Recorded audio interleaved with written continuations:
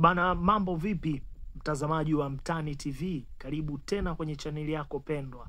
Bana, bila kupoteza muda, kwanza hakikisha umesubscribe YouTube chaneli yetu, lakini hakikisha umebonyeza alama ya kengele ili uweze kuwa wa kwanza kupata taarifa mbalimbali. Story kubwa ambayo ina trendi muda huu ni kuhusiana na nyota wa klabu ya Yanga Clement Mzize, wenyewe akipenda kumuita Walid, ambaye amefanikiwa kutoa tuzo ya goli bora la mwaka.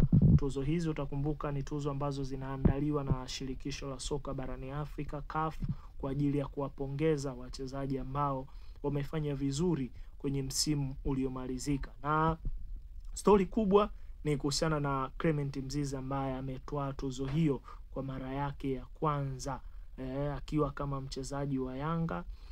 Amefanikiwa kutoa tuzo hiyo, na utakuwa unakumbuka Clement Mzize alifanya hivyo kwenye michuano ya ligi ya mabingwa barani Afrika, ambapo ulikuwa ni msimu wa 24-25.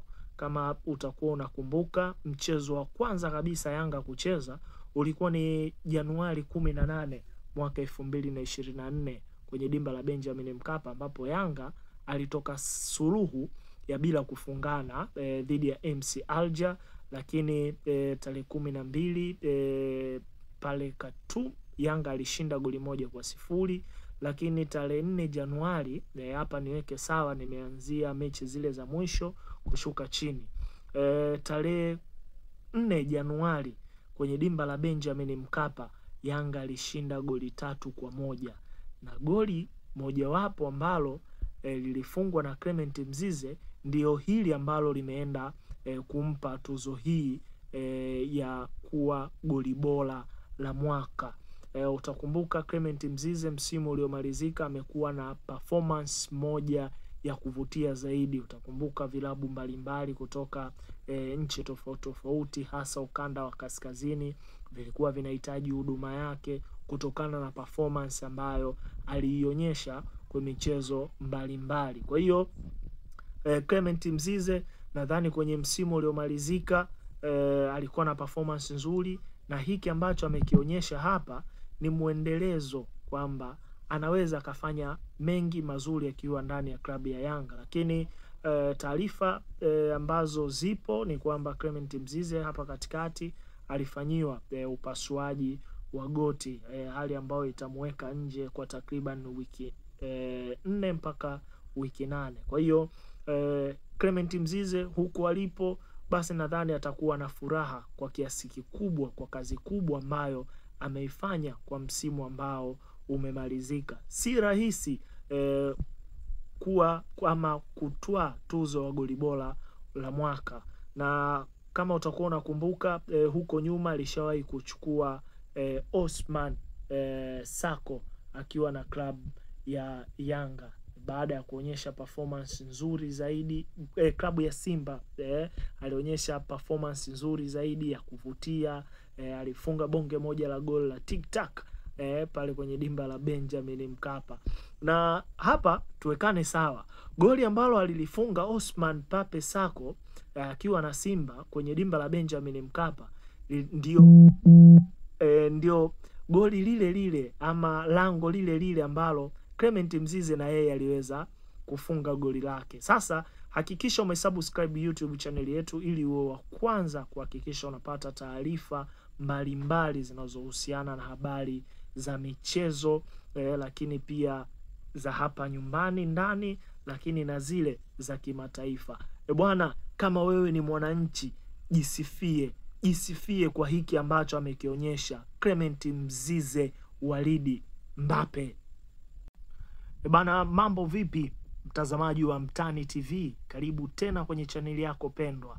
Bana, bila kupoteza muda, kwanza hakikisha umesubscribe YouTube chaneli yetu, lakini hakikisha umebonyeza alama ya kengele ili uweze kuwa wa kwanza kupata taarifa mbalimbali. Story kubwa ambayo ina trendi muda huu ni kuhusiana na nyota wa klabu ya Yanga Clement Mzize, wenyewe akipenda kumuita Walid, ambaye amefanikiwa kutoa tuzo ya goli bora la mwaka. Tuzo hizi utakumbuka ni tuzo ambazo zinaandaliwa na shirikisho la soka barani Afrika CAF kwa ajili ya kuwapongeza wachezaji ambao wamefanya vizuri kwenye msimu uliomalizika. Na stori kubwa ni kuhusiana na Clement Mzize ambaye ametoa tuzo hiyo kwa mara yake ya kwanza akiwa kama mchezaji wa Yanga. Amefanikiwa kutoa tuzo hiyo, na utakuwa unakumbuka Clement Mzize alifanya hivyo kwenye michuano ya ligi ya mabingwa barani Afrika, ambapo ulikuwa ni msimu wa 24-25.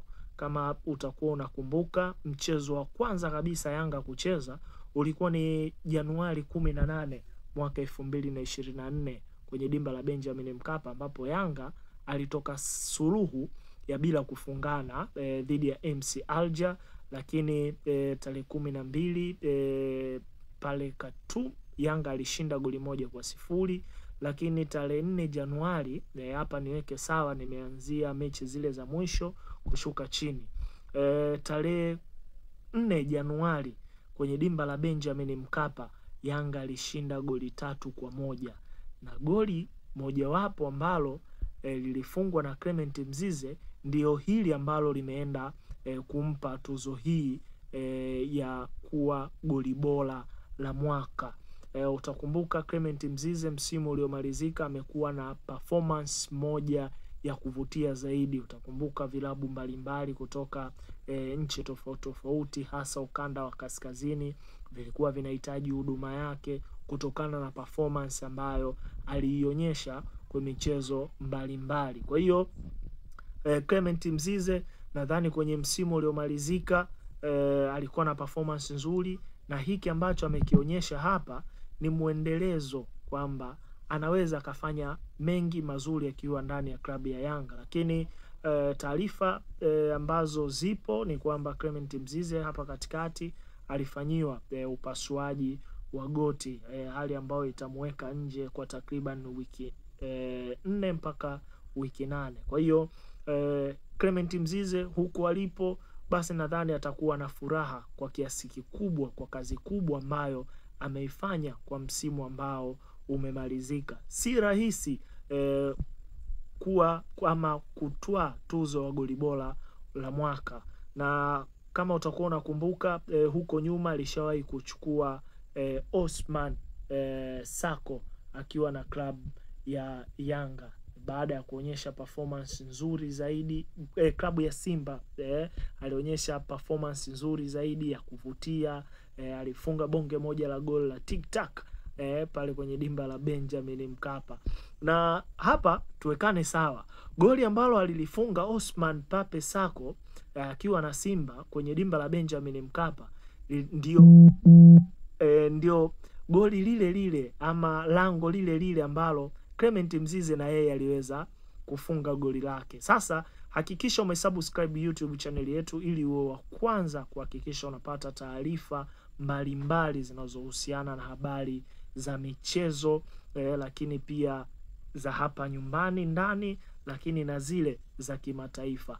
Bwana, kama wewe ni mwananchi, jisifie kwa hiki ambacho amekionyesha Clement Mzize Walidi Mbappe.